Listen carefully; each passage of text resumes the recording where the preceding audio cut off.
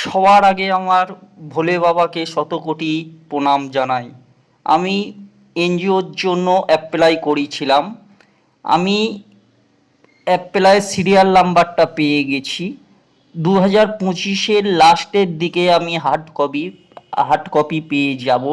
সকলের ভালোবাসায় আমি এনজিওর লাইসেন্স পেতে চলেছি। আপনারা সকলেই আমার পাশে থাকবেন।